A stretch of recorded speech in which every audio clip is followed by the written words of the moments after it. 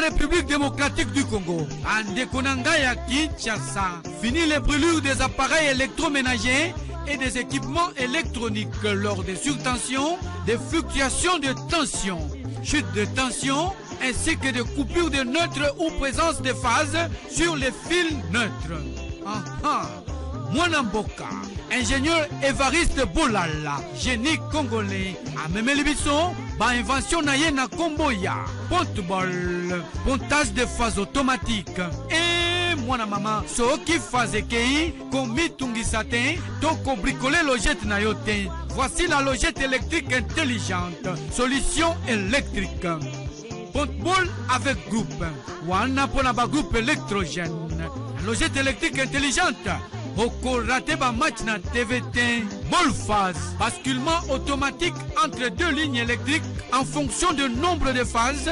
Yangope et Zalion. Manchon Bolala. Sokyo Kangina Yango câble. Connexion et Kozi Kalisusu Théo. Kokamouin, nos adresses. 10e rue Limité résidentielle. Petit boulevard Lumumba. Contact 099 99 47 891 081 66 06 107. Talabien, Bakoma, Skafme, Iyo, Wela Tango.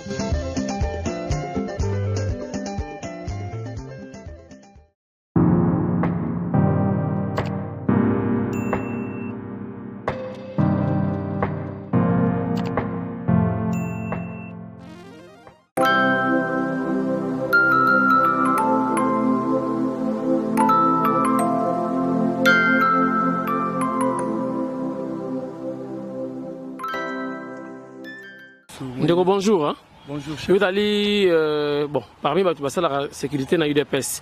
Il y a vous avez droit autorisation au Lobaté, mais c'est par rapport à une attaque. Il y a attaqué Bino Mozan dans le congrès Awa, il y a UDPS quoi, fait colloque, atelier, tout ça là pour une évaluation.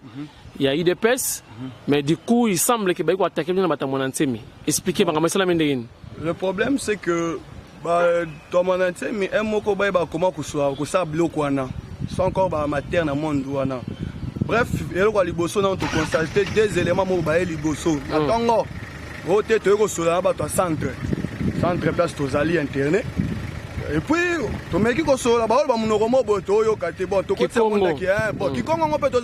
Kikongo, mais Kikongo, les Congo au Canada. Bon, tu mets qui sur la geste en tant que baba. Quand même, tu ne peux pas battre centre, il y a une réception, parce que tu as habité. Bon, dossier autre, bref, ils étaient à deux. À notre grande surprise, vers les après-midi, tout le monde a dit que Moussous, si vous avez dit que Moussous, na ba mikanda na ba track. Oh, tu as dit que Kabola mikanda. Papa, tu as dit que Kaboye, biso tu as une réflexion, tout le monde a dit que yo Kabola mikanda. Oh, indi misabiso nani, moi n'en mito Yesu. Bon, bazo réclamer nini. Bon, finalement, na mikanda na bango bazo réclamer que moi n'en mi aya kofanda awa. Bon, azo senga ke aya. Pourquoi tu as ceux qui retraitent? Aya ceux qui font ceux qui out. Oh, asa ceux qui royaume. Bref, bazak. Na yo ki alinga sala royaume, ba pesa 50 mètres carrés. Voilà. Nde eloko oyo, ngai na yo ki a pas mon intimité. Na ki ngwe pa batu ya centre, ba bike eza na ngoje.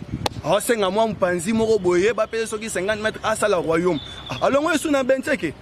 Asa na royaume na benteke. Est-ce qu'il y a une provocation qui est des politiciens. Au Benga, la sécurité IDPS, je suis paramilitaire. Donc, dans un endroit, ça peut politique. Donc, il y a provocation. Il y a provocation. C'est pur et clair et net. Il y a provocation. Parce que le Kowana n'est pas Yakiwana. Et que Bissopé Makanisima B ou bien Maé les atis, ou bien tous un objectif T. Il y a quoi atteindre. Mais quand les Bazakwa, il y a bêta mamabe. Il y a bêta mamabe. Moi, il y a bêta mamabe. Mais, parce que nous avons des objectifs à atteindre. Tous courir derrière l'objectif na biso. On to garder ma na biso. Mais ba jewana asamba tumisus pas l'UDPS. C'est comme ça qu'on teste bino. Azo tester. Il y a provocation. Il y a provocation. Il y a provocation. Nazo lo baboui, il y a provocation. Parce que ba yebi ke UDPS eza ao. Ba yebi ke UDPS eza ao. Soit zo remeka moto te agotumbama. Atika bêtise wana batika les ablo wa mike. Donc il y a provocation que nous demandons na bandeko wana baadepte wana secte wana batika baje wana basala bango bamesana kosala baje wana basalaka bango na bango baje wana bameka te donc baprovocation bakosala baje wana nde basalaka bazango bango na bango basalaka baje wana mpo babandi osenga bambongo awa eza église te asoki asala eza biso tobima aki osala yango soki akabola bainvitation mpo bato ayamba soki moyantemi soki nani wana bango na bango donc eza provocation parce que abi te toza awa donc nous aimons batika baje wana nde mabana zaki yango mpona yebisa bino papa nanga tindika merci beaucoup merci.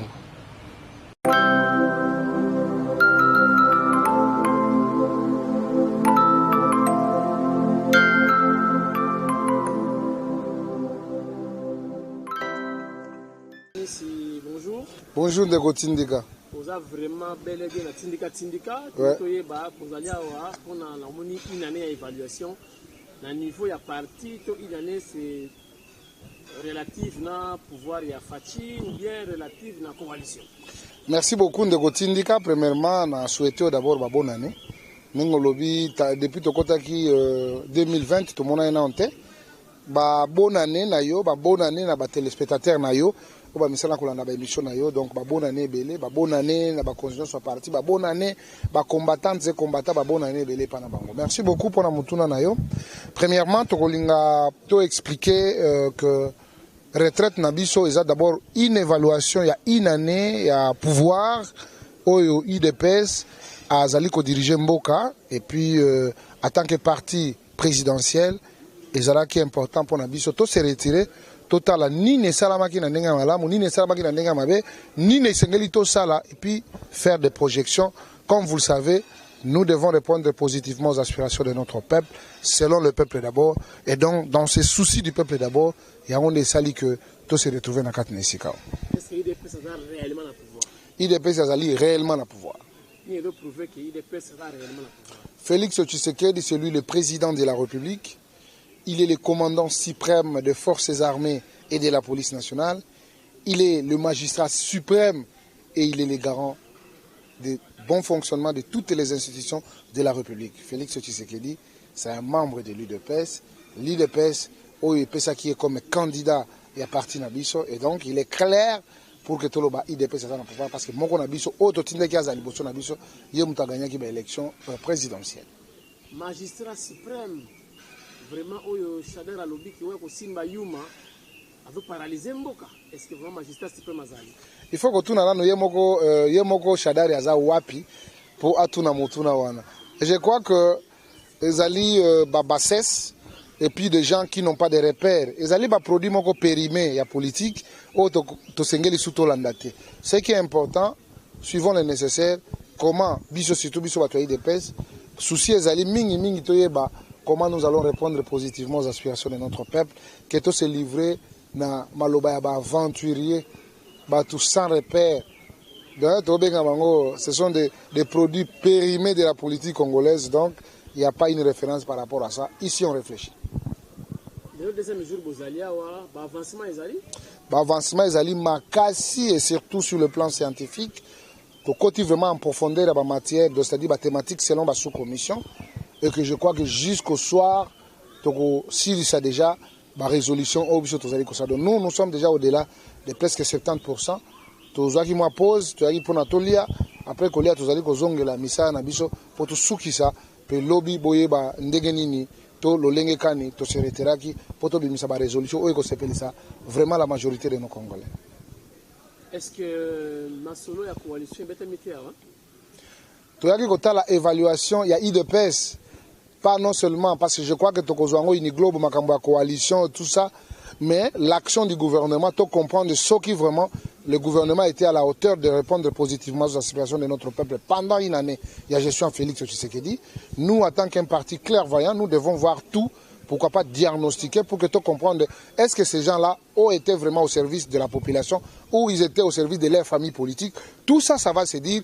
Tout ça, ça va se parler et donc il n'y aura pas de questions taboues par rapport à ma communauté sur le Ok, est-ce que le peuple suédois déjà, je crois, 2 jours au Sali, le de clôture, certainement, moi, idée générale des alliés par rapport conclusion. Merci beaucoup et je crois que Nakosenga na peuple Nabiso comme toujours ba accompagner qui dépêche tout au long ya lit naé ezalaki esengo pona biso ba ya dépêche surtout esengo pona peuple congolais nyoso oyo alingaki ke bonere comme na mboka naé et surtout lelo oyo IDPS a se retiré pour réfléchir rationnellement de comprendre vraiment que le pouvoir que nous avons, est-ce que nous servons notre peuple? Est-ce que nous donnons à la population ce dont tu as besoin? Est-ce que tu as vraiment à la hauteur de la tâche? Tout ça parce que nous savons cette complicité qu'il y a entre l'UDPS et le peuple congolais. Et je crois que le peuple congolais va se retrouver dans toutes ces résolutions parce qu'on va veiller que les résolutions soient d'application parce qu'ils allaient pour notre honneur, pour notre bonheur et surtout pour notre survie normale de Mboka na biso. Nombre exact, j'ai comme l'impression que depuis beaucoup de temps, je crois que il faut dire la vérité. IDPS, ils allaient composer non seulement par l'exécutif du parti. IDPS, ils allaient dans l'exécutif, ils allaient dans la structure où ils accompagnent le parti mobile. On ne peut jamais prendre les uns pour laisser les autres. C'est pourquoi au monde a 80% et 80 personnes. Bien sûr, mais l'IDPS, elle est grande. Azamounene, Batoutou, ce n'est pas bon que Batumsu balo bakeno, ba assise wana et talibi sauté, ba assise wana et talibi bakene. Non, il faut qu'il y ait la représentativité. C'est pourquoi on dit qu'au lieu de 80, nous devons passer de 80 à 110. C'est ce qui doit être fait et que les organisateurs et ce qu'ils vont s'apprêter pour que au Wanande Salama et que tu retrouves la quiétude de l'amour entre nous tous parce que le Congo nous appartient, les partis de paix appartiennent à tous les combattants, tous ceux qui ont été sélectionnés selon la structure Nabango, il faut pas prendre Bango en compte, pas prendre Bango en considération parce que il va de soi pour que Bango peut apporter le meilleur d'eux-mêmes, va saper Oyo, Ezali Mayele, Makanisi et surtout la suggestion pour la bonne marche de la République. Est-ce que c'est trouble parce que ah ouais, la chambre et l'hôtel, faut pas balala.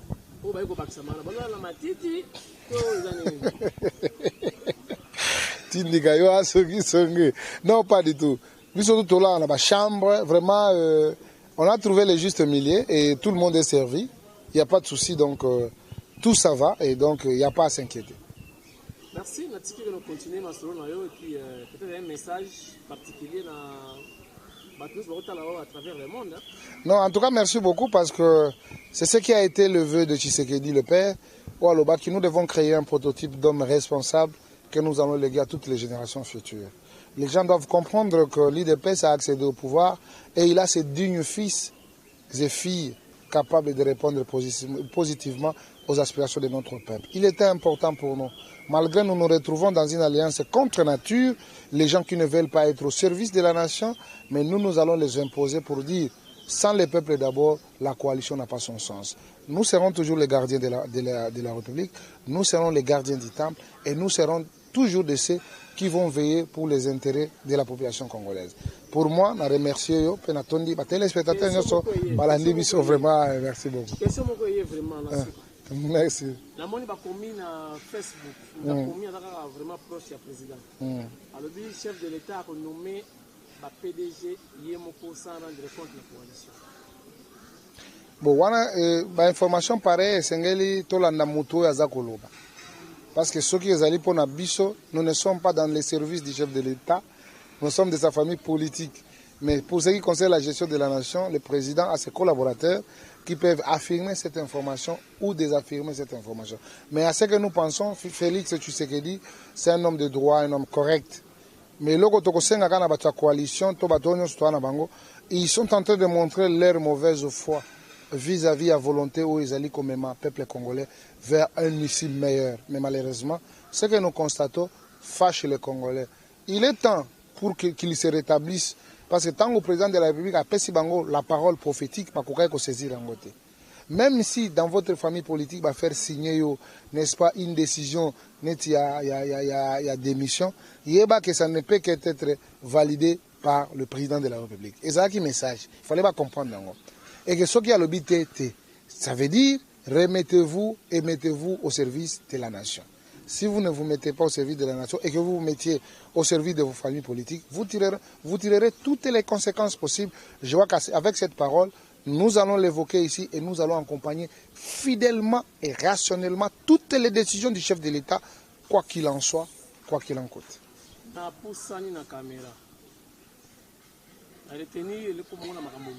C'est-à-dire, ce qui est le ministre Moka Sali, action à bien, c'est-à-dire à l'encontre une politique qui est FCC. Yo.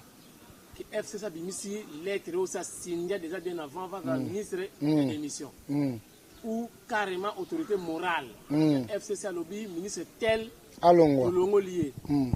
Donc, chef de l'État peut pas le ministre. Et qu'on a une action. Donc, nous devons se mettre sur la ligne droite de servir la nation congolaise et le peuple congolais.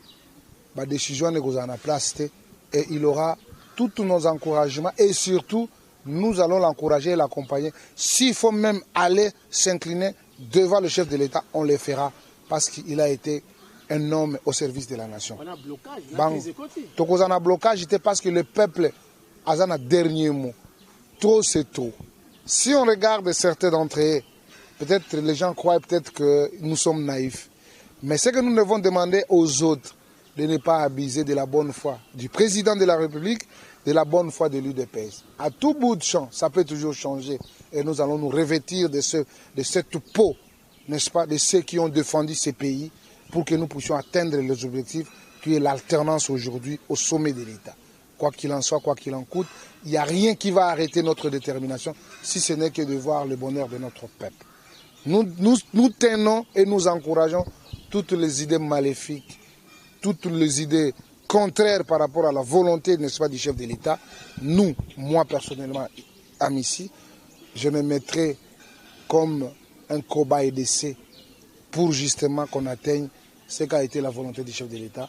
C'est le peuple d'abord. Que nous disons toujours que le peuple d'abord, ce n'est pas un slogan, mais c'est un mot d'ordre de ralliement à tout ce qui sublime dans cet engagement politique que nous portons et que le peuple nous a donné mandat. Donc, c'est contradictoire. Nous avons un mandat.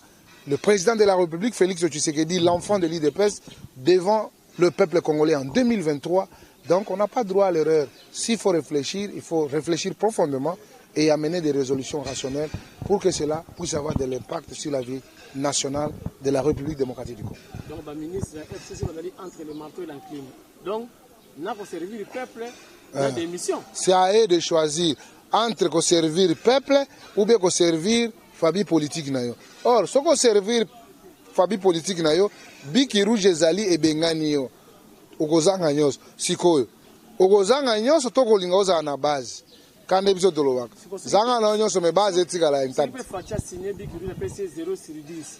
Kuna balobi to dans la besoin mutona tika. Vous allez nengeni. Sanction zaka sanction, kotika la na sanction nengeni. Sanction, le seul qui est reconnu sur le plan constitutionnel, c'est le président de la République qui a sanctionné. Donc quand vous sanctionnez mon cher Otika Lipena chômeur. Donc atakuna bagangi yoka ka chômeur. Taka lelo shada.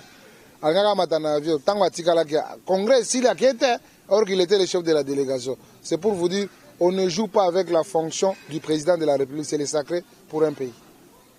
Merci président Miss. Merci. Prochainement. Merci. Ndekotindika. Tukutanika prochainement. Boyekak. Merci beaucoup.